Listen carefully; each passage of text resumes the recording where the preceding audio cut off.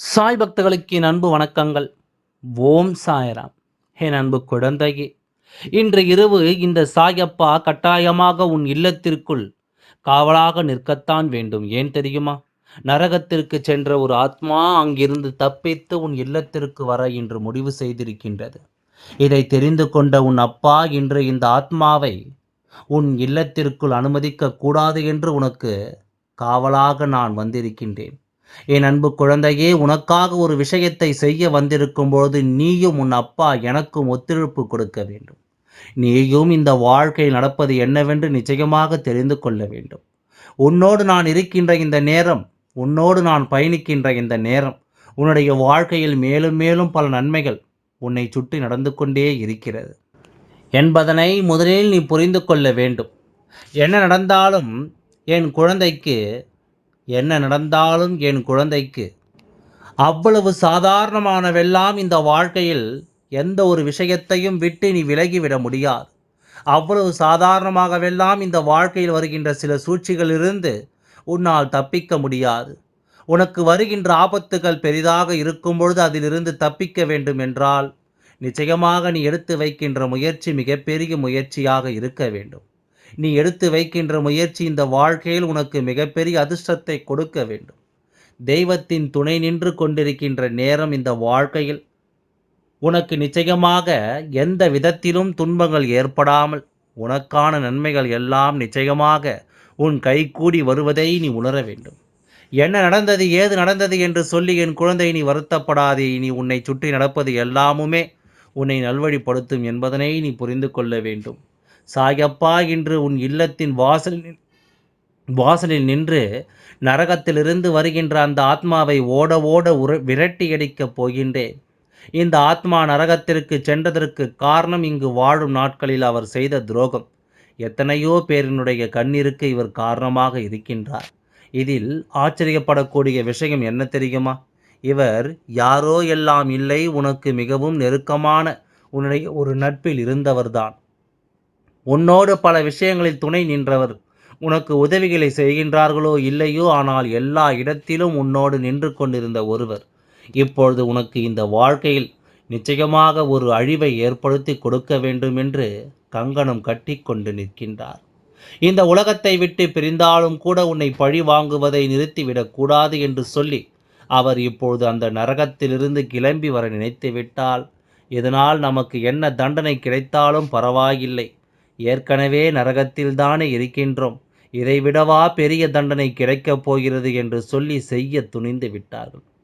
ஏற்கனவே நரகத்திற்கு செல்லப் போகிறோம் என்று தெரிந்துதானே எல்லா விஷயங்களையும் செய்ய துணிந்தார்கள். அப்படி இருக்கும் பொழுது இனியும் எந்த விஷயத்தையும் செய்வதற்கு இவர்கள் துணியைத்தானே செய்வார்கள். இனியும் எந்த விஷயத்தையும் இவர்கள் அவ்வளவு எளிதில் விட்டு விடுவார்களா? என்ன உன்னை சுற்றி என்ன நடக்கிறது, உன்னை சுற்றி இந்த வாழ்க்கை என்ன கொடுக்கிறது என்பதனை பற்றி எல்லாம் யோசித்து கொண்டிருக்கின்ற இந்த நேரத்தில் உன்னோடு நான் இருக்கிறேன் என்பதனை நீ சரியாக புரிந்து கொள்ளத்தான் வேண்டும். உன்னோடு நான் இருக்கிறேன் என்பதனை நீ தெளிவாக உணரத்தான் வேண்டும். நான் இருக்கின்ற நாள் வரையிலும் உனக்கு எந்த ஆபத்தும் வராது என்பது நீ உணர்ந்து இருந்தாலும் வருகின்ற ஆபத்துகள் என்னவென்று நிச்சயமாக நீ தெரிந்து கொள்ள வேண்டும். இல்லையென்றால் நாளை உன் அப்பா என்னிடத்தில் வந்து நீ எனக்கு என்ன செய்தாய் என்று என்னை பார்த்து கை நீட்டி என் குழந்தை கேள்வி கேட்கும். அதனால் இந்த அப்பா உனக்கு சொல்கின்ற இந்த விஷயத்திலிருந்து உன்னை சுற்றி என்ன நடக்கிறது, எத்தனை பெரிய ஆபத்து உனக்கு இந்த வாழ்க்கையில் வந்தது என்பதனை நீ நிச்சயமாக தெரிந்து கொள்ள வேண்டும். எல்லா விஷயங்களையும் கடந்து, எல்லா சோதனைகளையும் கடந்து என் குழந்தை உனக்கு நினைத்தது போல இந்த வாழ்க்கையில் அத்தனை நன்மைகளும் நடக்க வேண்டும் என்பதனை நீ புரிந்து கொள்ள வேண்டும். எதிர்பாராத விஷயங்களை எல்லாம் இந்த வாழ்க்கையில் நீ பார்த்து கொண்டிருக்கின்றாய். எதிர்பாராத திருப்பங்களை எல்லாம் இந்த வாழ்க்கை உனக்கு கொண்டு வந்து தந்து கொண்டிருக்கின்றது. இந்த நேரத்தில் உன் வாசலுக்குள் வருகின்ற இந்த ஆத்மா நரகத்திலிருந்து வருகிறது என்று சொல்லும் பொழுது நிச்சயமாக என் குழந்தைக்கு அது மிகுந்த மன வருத்தத்தை கொடுக்கிறது என்பதனை என்னால் புரிந்து கொள்ளத்தான் முடிகிறது. ஆனால் சாயப்பா பேசிக்கொண்டிருக்க விரும்பவில்லை. இந்த காரியத்தை நான் முடித்து வைக்க விரும்புகிறேன். உன் வாழ்க்கையில் இருக்கின்ற இந்த விஷயத்தை நான் அப்படியே முடித்து வைத்து உனக்கு மேலும் மேலும் பல நன்மைகளை கொண்டு வந்து சேர்த்திட விரும்புகின்றேன். இந்த அப்பா ஒவ்வொரு நாளும் உனக்காக உன் முன்னால் நின்று கொண்டிருக்கின்ற இந்த தருணங்களில் எப்படியாவது இந்த வாழ்க்கையை நீ மீண்டும் மீட்டெடுத்து விட வேண்டும் என்பதுதான் என்னுடைய ஒரே ஒரு எண்ணமாக இருந்து கொண்டிருக்கின்றது. அப்படி இருக்கும்பொழுது அவ்வளவு சாதாரணமாக இந்த சாயப்பா எந்த ஒரு ஆபத்தையும் உன்னை நெருங்குவதற்கு நான் அனுமதித்து விட மாட்டேன். ஏதாவது ஒரு வகையில் உனக்கு நன்மைகளை நான் தந்து விடுவேன். இன்று உன் அப்பா உனக்கு அந்த நல்ல விஷயத்தை நடத்திவிடத்தான் உன் இல்லத்தின் வாசலுக்கு காவலுக்கு வருகப் போகின்றேன். நான் உனக்கு காவலுக்கு வருகின்ற நேரம் இந்த வாழ்க்கையில் உனக்கு ஒவ்வொரு அதிர்ஷ்டங்களும் நிறைவாக கிடைக்கும். ஒவ்வொரு அதிசயமும் உன்னை நிச்சயமாக வந்து சேர்ந்துவிடும். உன்னுடைய மனது எதை பற்றியெல்லாம் சிந்தித்துக் கொண்டிருக்கின்றதோ அதை பற்றியெல்லாம் நினைத்து என் குழந்தை நீ வருத்தப்படாதே. உனக்காக நம்பிக்கை கொண்டு உன் அப்பா வரும்பொழுது நீ எதற்கும் பதற்றம் அடையக்கூடாது. ஒவ்வொரு நாளும் உனக்கு இந்த வாழ்க்கையில் உனக்கு கிடைக்கின்ற விஷயங்களை எல்லாம் நினைத்து நினைத்து வருத்தப்படுகின்றாய். இது என்ன சாயப்பா புது சோதனை? ஏற்கனவே இருக்கின்ற பிரச்சனைகளிலிருந்து நான் மீண்டு வர முடியாமல் தவித்து நிற்கும் பொழுது நீ இப்படி ஒரு புது சோதனையை எனக்கு கொடுப்பாயா என்று சொல்லி என் குழந்தை வருத்தப்படுகின்றாய். வருத்தப்படாதே, பதற்றமடையாதே. உன் அப்பா நான் இருக்கும்பொழுது நிச்சயமாக உன்னை எந்த நிலையிலும் விட்டுவிட மாட்டேன். உனக்கு கொடுக்கக்கூடிய நல்லதை நான் சர்வ நிச்சயமாக உன் கைகளில் தந்து விடுவேன்.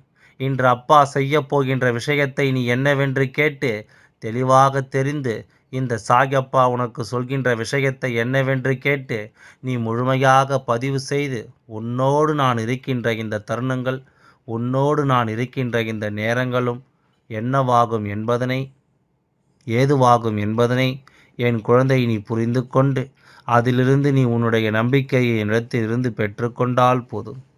எல்லா நேரமும் உனக்கு இந்த வாழ்க்கையின் உச்சக்கட்ட நேரம்தான். நரகத்திலிருந்து அந்த துரோகியோ, நரகத்திலிருந்து உன்னை அழிக்க அந்த எதிரியோ வந்தாலும் நிச்சயமாக இந்த வாழ்க்கையை உன்னால் காப்பாற்றிக் கொள்ள முடியும். இந்த வாழ்க்கையிலிருந்து உன்னை சர்வ நிச்சயமாக மீட்டெடுத்து விட முடியும் என்பதனை நீ புரிந்து கொண்டால் போதும். இன்று உன் அப்பா சாயப்பா சொல்கின்றேன், உனக்கு வரக்கூடிய ஆபத்து என்னவென்று, உன்னை சூழ்ந்து வருகின்ற பிரச்சனைகள் எல்லாம் எதை பற்றியதும் என்று இந்த அப்பா உனக்கு தருகின்ற விஷயங்கள், உனக்கு சொல்கின்ற விஷயங்கள் என்று இப்போது உன் வாழ்க்கையில் என்ன நடக்கிறது என்று நான் சொல்கின்றேன். உன்னோடு நல்ல நட்பில் இருந்த ஒருவர் இப்பொழுது இல்லை. இந்த உலகத்தை விட்டு நிரந்தரமாக சென்று விட்டார். பொதுவாகவே ஒரு ஆத்மா சொர்க்கத்திற்கும் நரகத்திற்கும் என்பது அவர்கள் செய்த பாவ புண்ணியங்களை கணக்கு வைத்து அவர்களுக்கு கிடைக்கும். அந்த வகையில் உன்னோடு பழகிய இந்த நட்பிற்கு கிடைத்தது நரகம். எதனால் நரகம் கிடைத்தது? செய்த பாவங்கள் ஏராளம். உனக்கு வேண்டுமானால் அது தெரியாமல் இருக்கலாம், உனக்கு வேண்டுமானால் அது என்னவென்று புரியாமல் இருக்கலாம். ஆனால் செய்தவருக்கு தெரியும் அல்லவா? செய்தவருக்கு அந்த விஷயம் என்னவென்று புரியும் அல்லவா? அந்த விஷயத்தை என்னவென்று தெரிந்து கொண்டு, இந்த விஷயத்தை என்னவென்று புரிந்து கொண்டு, இந்த வாழ்க்கையில் உன்னை சுற்றி நடப்பதை எல்லாம் நீ சரியாக ஏற்றுக்கொள்ள தயாராக இருக்க வேண்டும். இவர்களுடைய மனது இந்த உலகத்தை விட்டு சென்றதை ஏற்றுக்கொள்ள முடியாமல் அங்கும் இங்குமாக அலைப்பாய்ந்து கொண்டிருக்கின்றது. அதுவும் குறிப்பாக அலைந்து கொண்டிருப்பதற்கு என்ன காரணம் தெரியுமா? உனக்கு வாழ்க்கையில் நல்லது நடந்து கொண்டிருக்கின்றது. நீ சந்தோஷமாக இந்த உலகத்தில் வாழ்ந்து கொண்டிருக்கின்றாய். நாம் தானே இந்த உலகத்தை விட்டு சென்று விட்டோம் என்று சொல்லி வேதனைப்பட்டு கொண்டிருக்கின்றது. அப்படி அந்த ஆத்மா படுகின்ற வேதனையினால் எப்படியாவது உன் வாழ்க்கை அழிக்க வேண்டும், எப்படியாவது உனக்கு ஒரு கெடுதலை நடத்திவிட வேண்டும் என்று சொல்லி இந்த ஆத்மா உன்னுடைய இல்லத்தை தேடி வர துடித்து கொண்டிருக்கின்றது. சர்வ நிச்சயமாக உன் இல்லத்திற்குள் வந்துவிட வேண்டும் என்று அது முடிவு செய்துவிட்டது. என்ன நடந்தது, ஏது நடந்தது என்று எதற்கும் வருத்தப்பட வேண்டிய தேவை கிடையாது. இந்த ஆத்மா நரகத்தில் இருக்கின்றது. இது இன்று இரவு உன் இல்லத்தை தேடி இந்த புண்ணிய பூமிக்குள் காலடி எடுத்து வைத்தாலே அது அழிந்துத்தான் போகும். இருந்தாலும் இந்த சாயப்பா அந்த ஆத்மா வருகிறது என்று உனக்கு சொல்லிவிட்டேன். அப்படி சொல்லும்பொழுது நான் உனக்கு காவலுக்கு நிற்கிறேன் என்பதனை சொல்லாவிட்டால் என் குழந்தைக்கு பயம் என்பது தனக்குள் இருந்து கொண்டே இருக்கும் அல்லவா? பயம் என்கின்ற வார்த்தை எப்பொழுதுமே இருந்து கொண்டிருக்கும் அல்லவா? அது உனக்குள் வரக்கூடாது. இந்த பய உணர்வு உனக்கு நிச்சயமாக வந்துவிடக்கூடாது.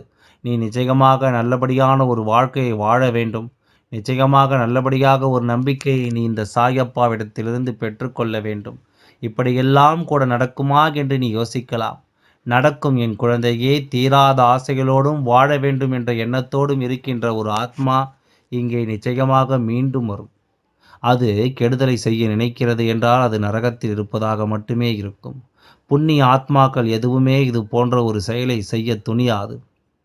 ஆனால் உன் மீது தீராத வஞ்சம் கொண்ட இவர் உன்னோடு இருந்து கொண்டே உனக்கு பல துரோகங்களை செய்தவர்தான் இந்த விஷயத்தை செய்ய துணிந்திருக்கிறார் என்பதனை நீ புரிந்து கொண்டால் போதும். இனி என்ன நடந்தாலும் இந்த வாழ்க்கை உனக்கு கொடுக்கின்ற விஷயங்களுக்காக என் குழந்தை நீ வருத்தப்படாமல் இருந்தால் போதும், எல்லாம் நல்லபடியாகவே நடந்து முடியும். ஓம் சாய்ராம். நன்றி, வணக்கம்.